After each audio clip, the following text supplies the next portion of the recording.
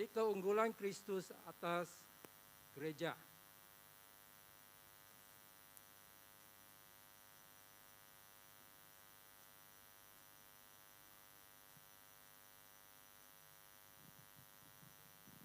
Mengapa Yesus Kristus unggul atas gereja? Sebenarnya Yesus Kristus unggul di atas segala-galanya, dan itu kita sudah tahu dari khotbah minggu lalu. Dia unggul atas segala-galanya. Kalau dia unggul di atas segala-galanya, dia juga unggul di atas gereja. Jadi kita mau tahu dulu, dia punya asas untuk macam mana kita boleh kita boleh jadikan Kristus unggul di atas gereja. Macam mana Yesus Kristus layak diungguli. Jadi kita baca di sini dari Kolosi 1, kita punya teks ialah dari Kolosi bab 1, dan kita mula baca dari ayat 15. Dia ialah gambaran Allah yang tidak kelihatan. Itu sebab pertama. Dia adalah gambaran Allah yang tidak kelihatan. Allah ialah roh. Dan selagi ada Allah wujud sebagai roh, kita tidak akan nampak dia. Dia tidak ada daging, tidak ada tulang. Kita tak boleh nampak dia. Tetapi demi untuk kita, Tuhan sudah menjadi seorang manusia. Dan manusia itu bernama Yesus Kristus. Jadi Yesus Kristus mempunyai semua ciri-ciri keilahian yang ada pada Allah. Jadi sebab itu sebab pertama dia layak menjadi unggul di atas gereja. Nombor 2, dia adalah anak sulung antara segala yang dicipta. Anak sulung, ini terjemahan anak sulung ini sebenarnya bukan bermakna dia adalah manusia yang pertama kali dicipta. Tidak. Ini terjemahan dari perkataan Yunani, protokotos,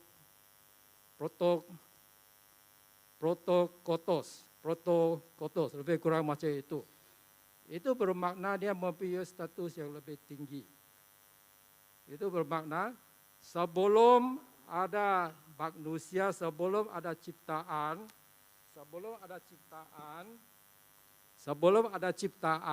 apa-apa pun sudah ada Yesus Kristus. Sebenarnya kalau kita baca dalam Injil Yohanes, Yesus Kristus ialah ejen untuk penciptaan. Dia yang ciptakan semua. Tidak ada barang yang wujud yang tidak diciptakan oleh Yesus Kristus. Jadi sebab itu dia layak dikira unggul di atas semua, di atas gereja, bahkan di atas gereja. Jadi di sinilah ayat 16 kita nampaklah mengapa dia dikira unggul, kerana melalui dia segala sesuatu diciptakan. Yang saya telah terangkan tadi. Sebab nombor 2, ini sebab nombor 2 mengapa dia layak dijadi unggul di atas gereja, ialah dia ialah kepala kepada tubuh, yaitu jemaat. Kita ialah tubuh Yesus Kristus. Gereja atau jemaat bukan satu tempat, satu lokasi. Gereja ialah kumpulan manusia yang percaya dalam Yesus Kristus. Seperti di sini. Ini ialah jemaat, ini ialah gereja. Dan dia, Yesus Kristus, adalah kepala kepada jemaat. Ada satu kapal yang bernama gereja yang sedang berlayar menuju ke surga. Setiap kapal ada nakoda, ada kapten. Dan kapten atas kapal ini, nama dia ialah Yesus Kristus. Nakoda, kapten lah, kepala dalam kapal itulah yang memberi hala tuju, yang memberi visi, yang memberi arahan, yang memberi kuasa. Jadi itu Yesus Kristus. Dia adalah kepala kepada tubuhnya jemaat, yaitu gereja. Itu sebab nomor 2. Nomor 3, mengapa Yesus Kristus dikira unggul di atas gereja? Ialah ini ya, ayat 18. Dia adalah permulaan anak sulung yang bangkit daripada kematian, supaya dalam segalanya dialah yang terutama.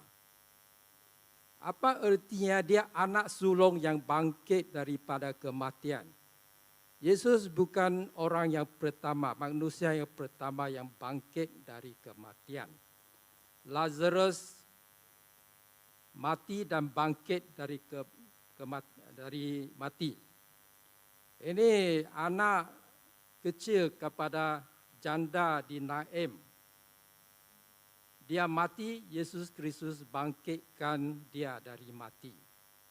Jadi apa bezanya antara Yesus punya kebangkitan dari mati dan Lazarus punya kebangkitan dari mati? Bezanya ialah macam ini. Lazarus, dia mati, Yesus bangkitkan dari maut, dan nanti satu hari apabila dia sudah tua, dia akan mati lagi. Tapi Yesus Kristus, dia mati atas kayu salib, dia bangkit dari mati dan hidup untuk selama-lamanya. Dia masih hidup sekarang, kerana Tuhan tak boleh mati.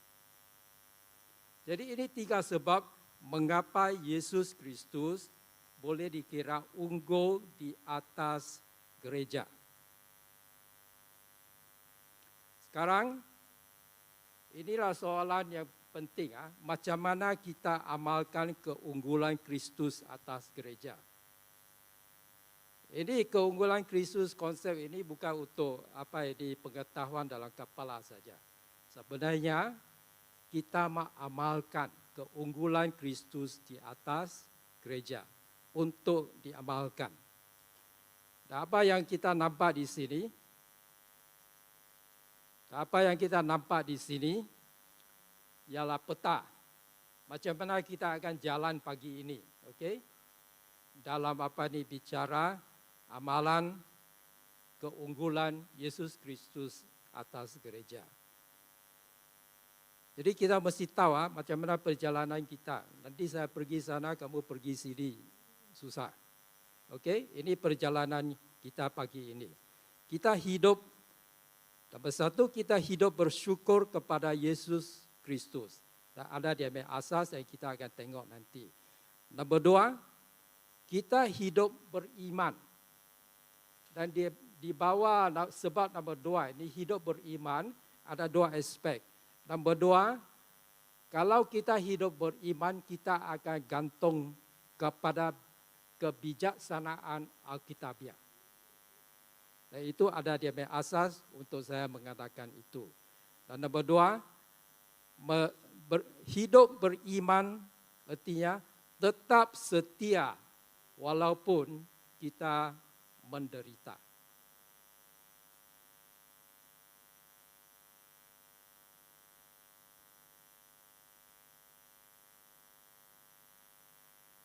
Okey, kita balik nombor 1. Macam mana kita amalkan keunggulan Kristus atas gereja? Nombor 1 ialah kita hidup bersyukur. Mengapa? Macam mana? Kerana apa kita hidup bersyukur? Ini dia punya ayat dari Kolose 1. Kamu dahulu tersisih daripada Allah dan merupakan seteru dalam pemikiranmu kerana perbuatanmu yang jahat. Akan tetapi sekarang Allah telah mendamaikan kamu dengan dirinya melalui kematian tubuh anaknya, supaya dia dapat memperhadapkan kamu sebagai orang suci yang tidak bercela dan tidak bersalah di hadapannya. Ini sebab untuk bersyukur. Kerana sekarang di hadapan, di pandangan Tuhan, kita adalah orang yang tidak bercela. Kita ialah dianggap orang yang benar, tidak ada dosa. Itu sebab untuk bersyukur. Kerana kita bukan lahir macam itu. Sebelum kita menjadi orang percaya, kita sebenarnya ialah orang yang jahat. Okay? Di bawah kuasa iblis. Dulu kita di dalam kegelapan. Kita orang yang tidak ada harapan.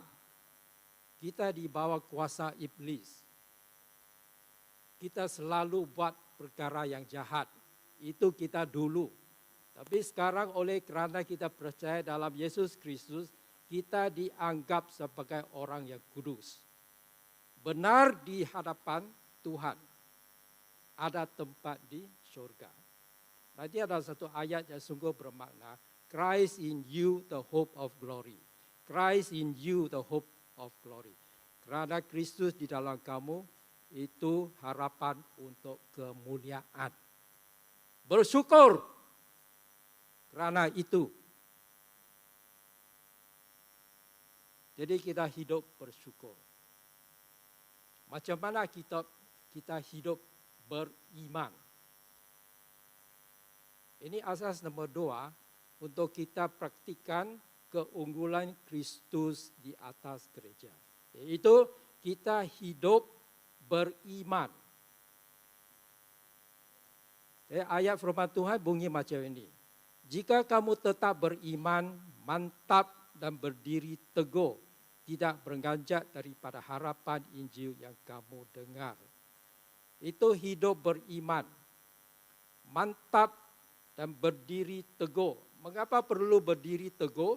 Kerana kalau kita hidup di dalam dunia ini dan menegakkan Yesus Kristus dan bersaksi untuk Yesus Kristus, kita amalkan semua yang kita buat itu demi untuk Yesus Kristus, kamu akan menerima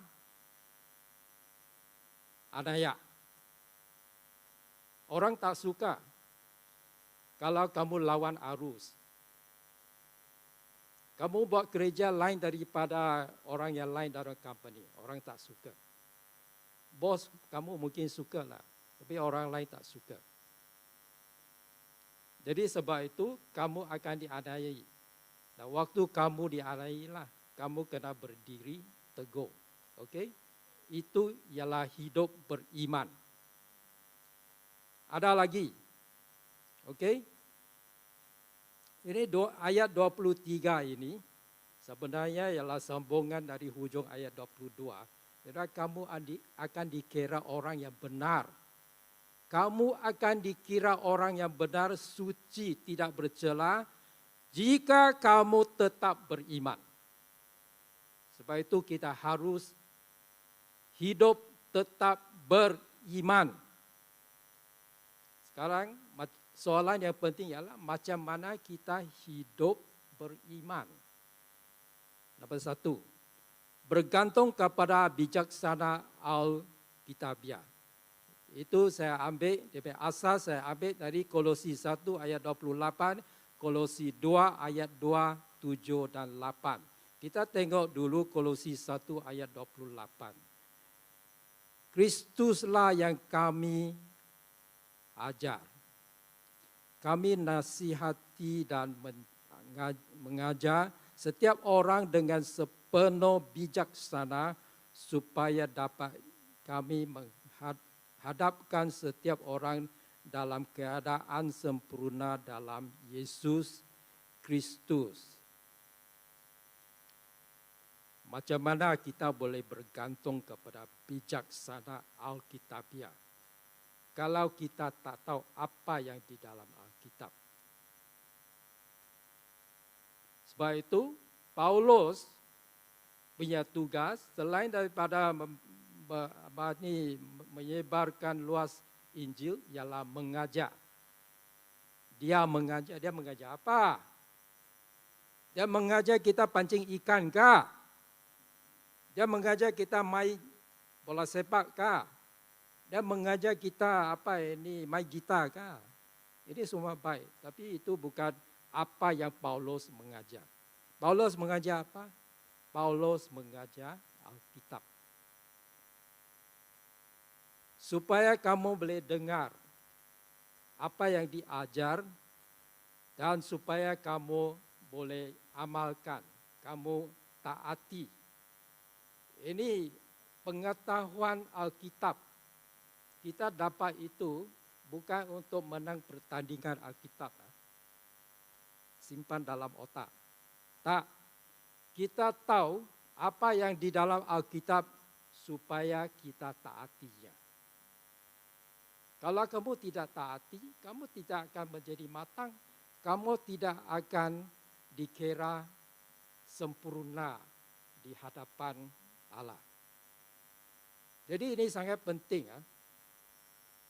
Kalau kita mau hidup beriman, yaitu hanya bergantung kepada bijaksana Alkitabiah, kita mesti ada pengetahuan Alkitabiah. Dan ini kita dapat apabila kita baca Alkitab. Kita mesti baca Alkitab. Kita mesti dengar khutbah. Kita mesti pergi sel group dan belajar bersama-sama apa yang di dalam Alkitab. Karena kalau kita tahu, baru kita boleh taati. Kalau kita tak tahu, kosonglah. Taati apa? Taati apa? Bukan tidak taati apa. Ada taati, tapi apa yang ditaati itu datang dari sumber lain lah. Dan itu tak baik.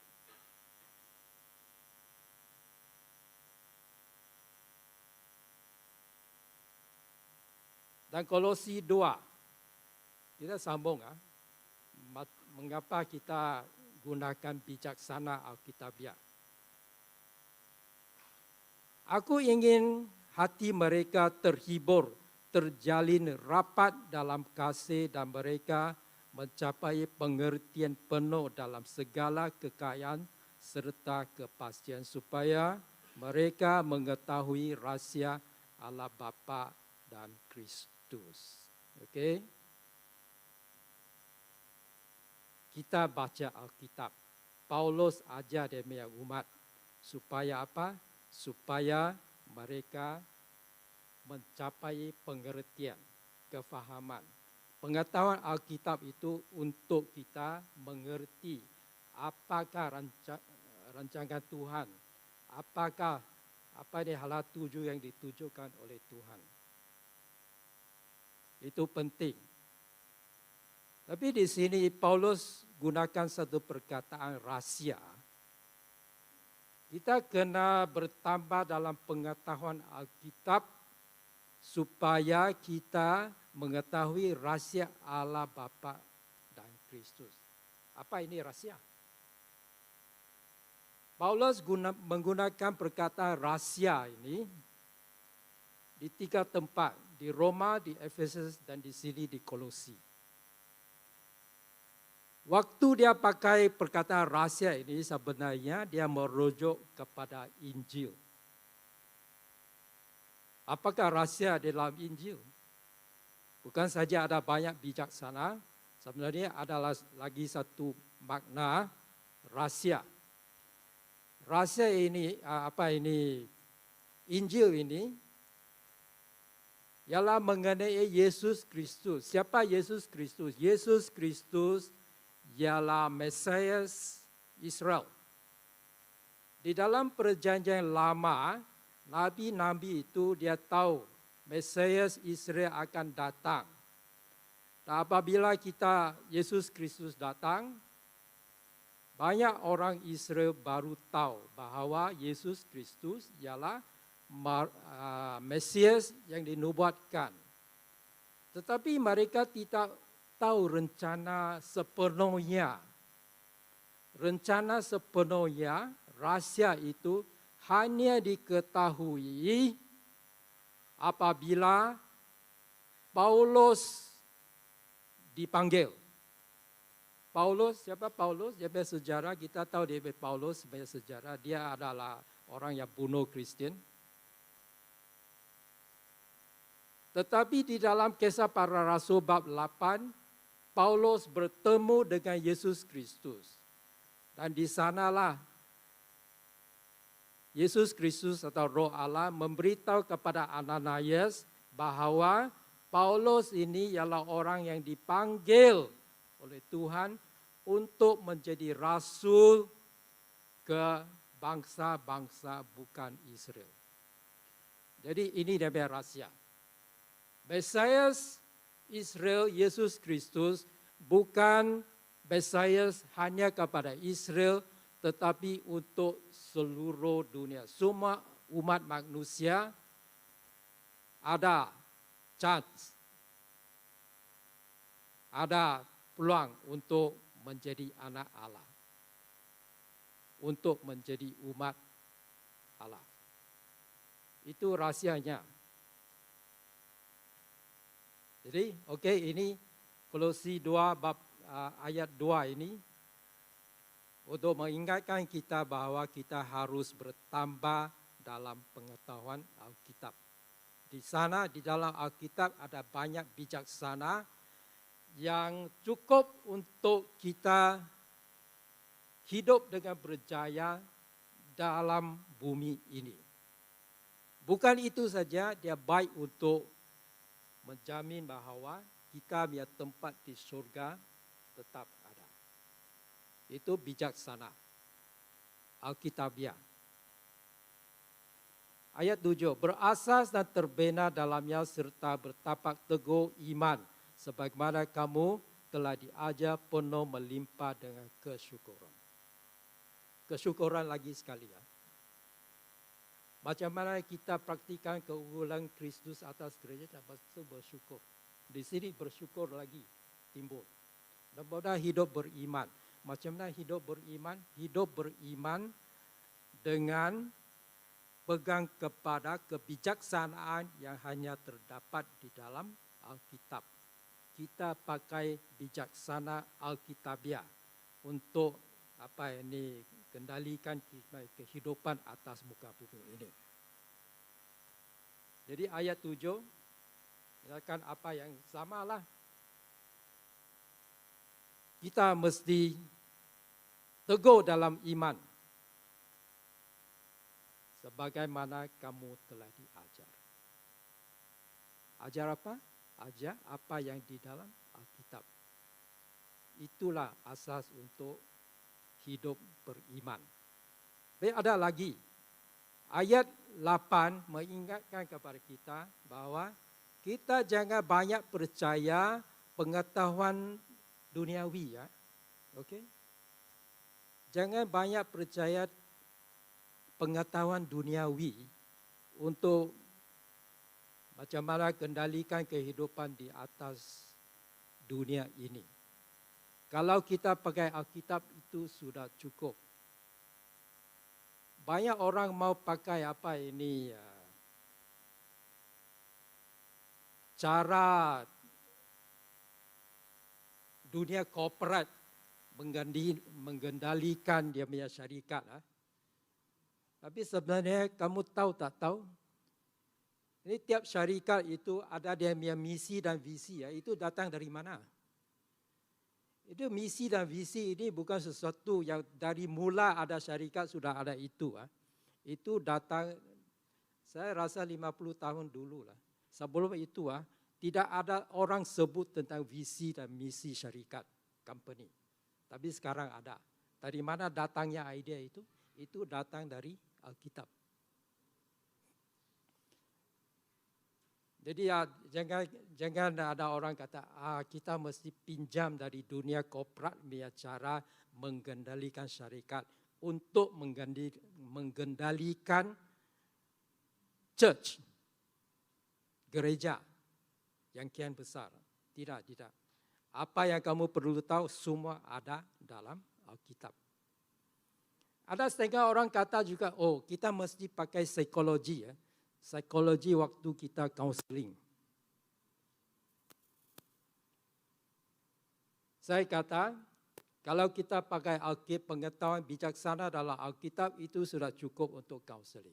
Saya sendiri tak berapa percaya ini pengetahuan psikologi. Apa itu psikologi? Psikologi ini pendapat manusia lah, berasaskan data-data yang dia kumpul. Jadi kita boleh soal macam mana dia dapat data itu, apakah dia punya sample size. Psikologi ini bukan hard science seperti fizik atau apa ini engineering, bukan. Jadi jangan banyak percaya psikologi dalam kita punya apa ini counseling. Pakai bijaksana dari Alkitab sudah cukup. Apa kata Paulus? Awaslah, jangan tertipu oleh orang yang menggunakan falsafah dan tipu daya yang sia-sia menurut adat manusia, menurut ajaran asas dunia, bukan menurut Kristus. Kristus sudah cukup untuk memberi kita bijaksana.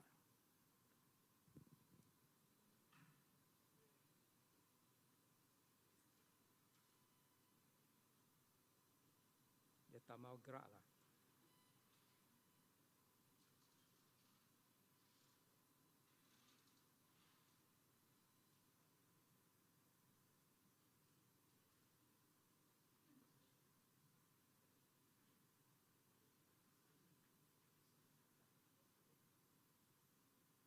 Next slide.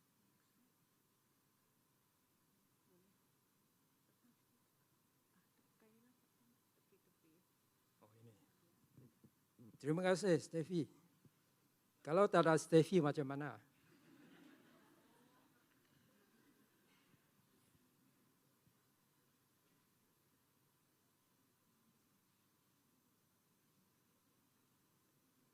Okey, kita sambung.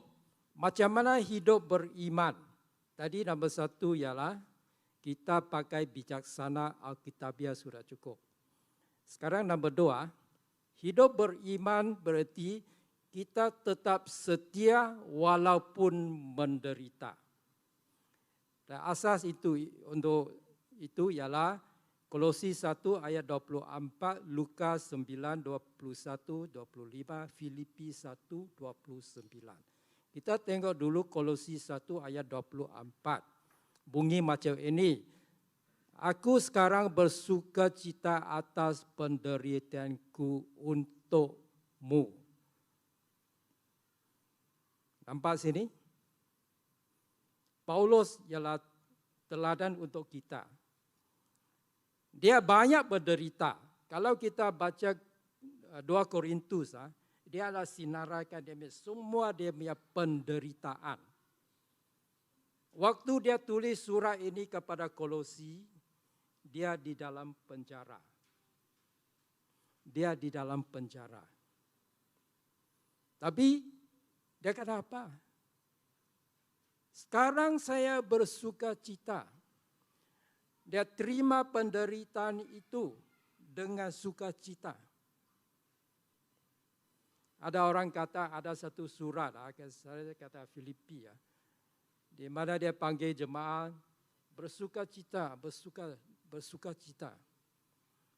Itu ialah surat yang paling bersukacita sekali, tulisan Paulus. Dan waktu itu dia di dalam penjara.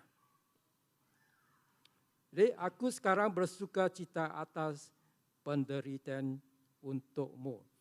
Mengapa saya baca ini? Supaya kamu tahu, kita semua tahu bahawa penderitaan adalah satu bahagian dari kita punya panggilan sebagai seorang Kristen. Tak boleh lari daripada itu. Kalau Kristus betul-betul unggul di dalam kehidupan kamu, kamu akan menderita. Jadi Paulus ialah contoh, dia menderita. Aku ayat 24. Okay? Aku sekarang bersukacita atas penderitaanku untukmu dan aku menyempurnakan dengan tubuh apa yang kurang dalam kesengsaraan Kristus.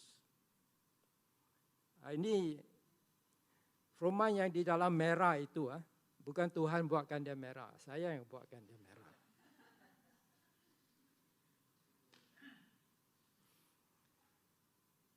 Ini yang dalam merah itu banyak mendatangkan kontroversi. Kerana nampaknya itu kesengsaraan Yesus Kristus sampai mati atas salib itu tidak cukup untuk selamatkan kita. Bukan. Itu salah.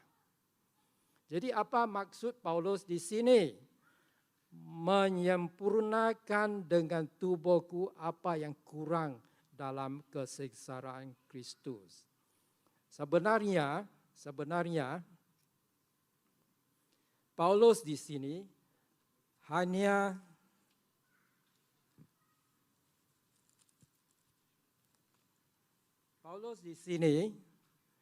dia hanya ulangi dia punya ambisi. Tahukah apa ambisi Yesus Kristus Paulus? Ambisi Paulus dinyatakan di dalam Filipi bab 3 ayat 10. Dengar sini. Ini cakapan Paulus. Aku hendak mengenalnya dan kuasa kebangkitannya dan turut merasai penderitaannya serta menjadi seperti dia dalam kematiannya. Itu ambisi. Ini dia punya hasrat. Dia mau seperti Yesus Kristus. Jadi apa yang dimaksudkan oleh kata-kata yang merah itu ialah dia mau rasai apa yang Yesus Kristus rasai waktu Yesus Kristus menderita di atas salib.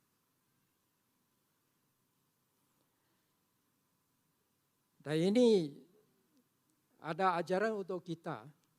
Kalau kita ialah orang yang tak pernah menderita, kamu tak tahulah apa itu kesakitan yang dilalui oleh Yesus Kristus. Sebenarnya kita semua tak tahu kesakitan yang dilalui oleh Yesus Kristus atas kayu salib. Kerana kita ialah manusia yang tak pernah disalibkan. Jadi kita tak tahu. Tetapi kalau kamu sudah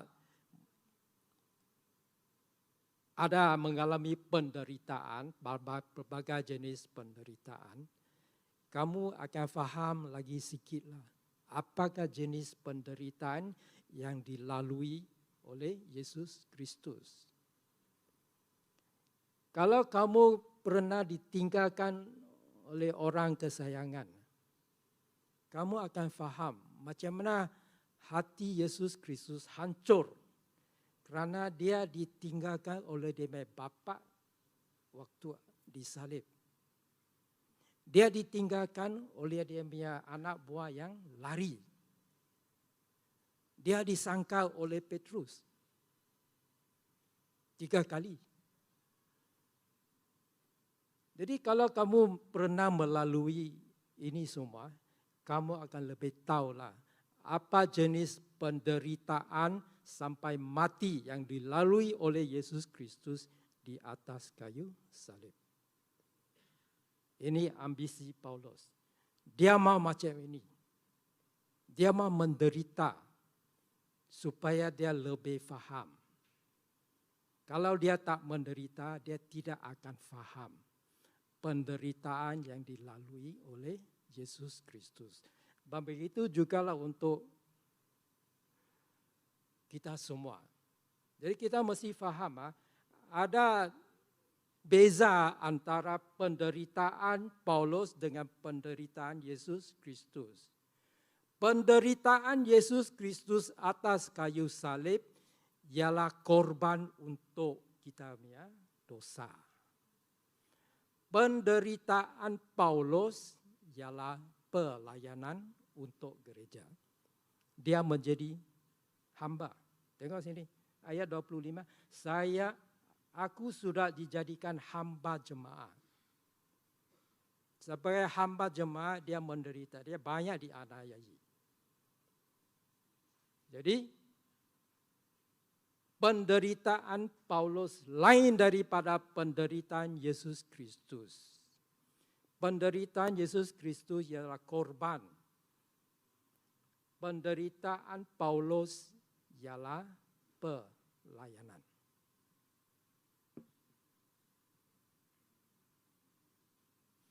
Sekarang kita tengok Lukas 9. Ini yang penting untuk kita ialah ayat 23. Kita baru dengar ini ya. Kita sudah saya banyak kali nampak format ini. Lukas 9. Konteks untuk ayat 23, Lukas 9 ayat 23 ialah penderitaan. Yesus Kristus sedang bicara tentang dia punya penderitaan, dia punya kematian dan dia punya kebangkitan. Ayat 21. Dengan tegasnya Yesus melarang mereka memberitahu hal ini kepada sesiapapun dan menambah, anak manusia harus banyak menanggung kesengsaraan serta ditolak oleh para pemimpin masyarakat, ketua iman dan ahli Taurat. Dia akan dibunuh, tetapi 3 hari kemudian dia akan bangkit semula. Itu Yesus Kristus bicara tentang dia diri sendiri. Dan dalam konteks inilah penderitaan dia cakap kepada pengikutnya dan juga kepada kita semua. Yesus berkata kepada semua itu termasuk kita. Jika seorang hendak mengikutku, dia harus menyangkal dirinya, memikul salib setiap hari. Menyangkal diri. Apa itu menyangkal diri? Kalau kamu menyangkal diri, kamu akan menderita. Kalau tidaklah cukup makanan, kalau kamu menyangkal diri, kamu tidak makan atau kamu makan last. Orang lain makan dulu. Itu menyangkal diri. Dan kerana itu, kamu akan menderita. Mungkin malam itu banyak lapar lah, tak boleh tidur. Kalau ada banyak orang dan tak cukup kerusi, kamu kasih kerusi kepada orang lain. Dan kamu berdiri, itu menyangkal diri. Menyangkal diri artinya tidak jaga kepentingan diri sendiri. Tidak mau pelihara nyawa sendiri. Itu maknanya menyangkal diri. Jadi, kalau kamu tak sanggup menyangkal diri, susah mau menjadi pengikut Yesus Kristus. Okey, harus menyangkal diri, memikul salib setiap hari. Apa itu salib? Salib ialah ikon, ialah simbol untuk penderitaan. Untuk aib. Orang yang pikul salib di atas salib sudah tidak ada harapan lagi. Dihina oleh masyarakat. Jadi, itulah orang yang mau mengikut Yesus Kristus harus menyangkal diri, memikul salib setiap hari dan mengikut aku. Kalau kita mau praktikan keunggulan Kristus atas gereja, kita mesti rela menyangkal diri dan menderita.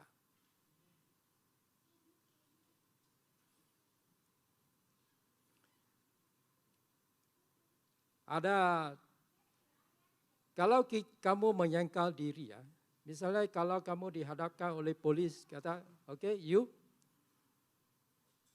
polis di China lah. Kadang-kadang mereka tangkap di Kristen di China, di underground church. Dia kata, okay, kalau kamu menyangkal Yesus Kristus, saya lepaskan kamu. Tapi kalau kamu akui Kristus, tetap akui Kristus, you masuk penjara. Itulah. Pilih apa? Kamu mesti menyangkal diri. Akui Kristus artinya menyangkal diri. Dan kalau kamu Kristen di Cina, kamu harus menyangkal diri waktu di Jabar. Macam itu. Jadi siapa, ayat 24, siapa yang mau memelihara nyawanya akan kehilangannya. Ya, kalau kamu menyangkal Kristus, mungkin kamu lepas dari penjara, kamu boleh hidup atas bumi. Tetapi akhirnya kamu hilang. Kamu rugi besar, rugi abadi. Karena kamu tidak ada tempat di surga. Jadi apa gunanya? Kamu hidup selesa 20 tahun, lepas itu hilang abadi. Akhirnya Filipi 1:28 ini terang-terang mengatakan apa?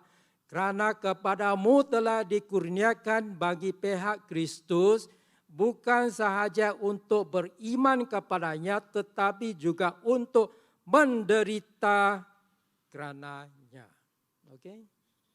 Kita punya panggilan sebagai orang percaya termasuk panggilan untuk menderita.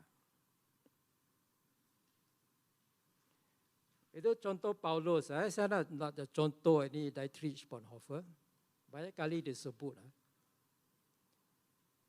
Dietrich Bonhoeffer ialah member kepada Confessing Church. Confessing Church ini wujud lebih kurang 1933 hingga ke 1948. Masa itu 30-an sampai 1945 ialah Perang Dunia Kedua.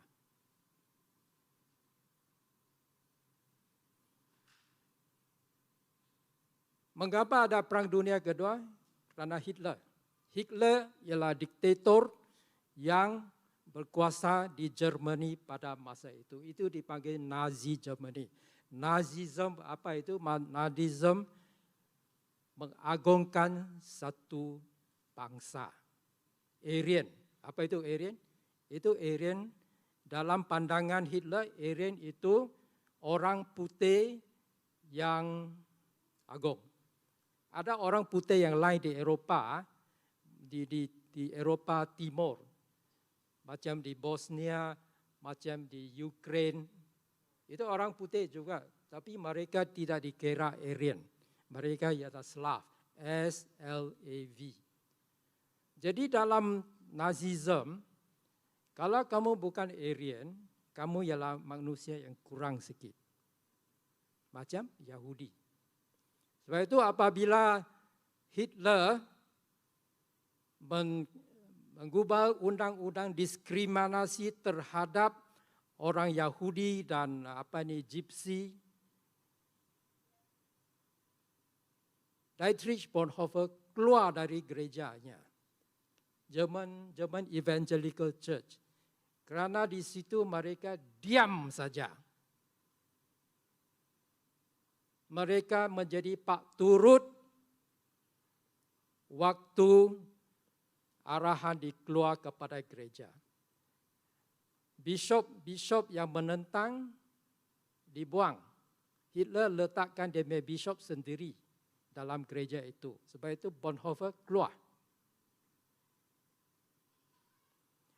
Di dalam gereja Evangelical Jerman itu, tiap-tiap Ahad ada kebaktian macam ini. Dan di dalam kebaktian itu ada Nazi dedicated. Ada orang yang pegang kuat percaya kepada Nazism. Mereka dengar khutbah, tetapi tidak ada perubahan di dalam hati. No transformation. Mengapa? Kerana tidak ada Kristus di dalam gereja macam ini. Kalau Kristus bukan unggul di dalam gereja ini, kamu adalah bangunan dan kumpulan orang, tetapi tidak ada Kristus. Kristus tidak ada di dalam gereja itu. Apa yang kamu ada ialah institusi agama. Tidak ada Kristus. Kalau Kristus unggul di dalam gereja ini, jangan jadi seperti gereja itu di Germany. Jangan jadi pak turut. Injil Yesus Kristus kuat menentang ketidakadilan dalam masyarakat. Dan kalau kita hidup di sini, kita tahulah. Dia juga ada selalu, kita sering kali dengar perkataan ketuhanan di sini. Kita sering kali dengar tentang undang-undang yang diskriminasi. Jadi kita gereja ini jangan menjadi pak turut. Apa yang Bonhoeffer buat? Dia keluar. Dia join Confessing Church. Dan Confessing Church menantang Hitler. Confessing Church tidak akur kepada undang-undang yang kejam. Ada satu undang yang kata, orang Jerman tidak boleh beli barang dari kedai Yahudi. Tapi Bonhoeffer masuk kedai Yahudi dan beli. Okey, macam itu. Ya, tentu dia akan menderita lah. Jadi Gestapo akan pandang dia dan dia punya keluarga. Lagipun dia tolong seludup orang Yahudi keluar dari Germany. Dan akhirnya dia sertai tentera resistance melawan Hitler. Okey, itu Bonhoeffer. Bonhoeffer punya Confessing Church ialah gereja yang mengungguli Yesus Kristus. Church yang lain itu dia agama saja, tidak ada Kristus. Kita jangan menjadi church yang aku kepada Hitler. Bonhoeffer kata, when Christ calls a man, he bids him come and die. Apa maknanya? Waktu Yesus Kristus panggil seorang, Yesus Kristus kata, mari mati. Dan kata-kata ini kukuh dengan asas Alkitabiah. Kita dipanggil bukan saja beriman dalam Yesus Kristus, kita juga dipanggil untuk menderita bagi Yesus Kristus. Kesimpulan. Jadi, macam mana kita amalkan keunggulan Kristus atas gereja? Nombor satu, kita hidup bersyukur. Nombor dua, kita hidup beriman. Nah, ini bermakna kita bergantung kepada bijaksana Alkitabiah dan kita tetap setia walaupun menderita. Tuhan berkati.